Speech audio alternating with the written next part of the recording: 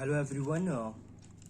Now what we'll do, we'll find the relation between half-life and mean life. So we know the formula of half-life is like a half-life at time t is 0.66931, okay, by lambda, and mean value is equal to 1 by lambda.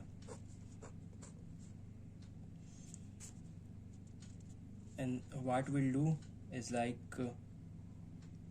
divide, like this will be the equation 1, this one will be the equation 2, and divide 1 by 2. Okay, 1 by 2 will get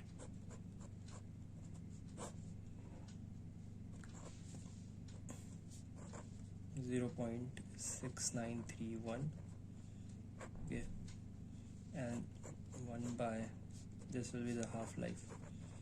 So this, we're done with it. But if we want to find the t, the mean life, then this will be like this.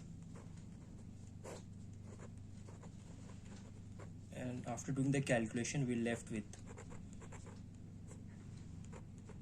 okay, so finally we have mean life is equal to 1.44 half-life.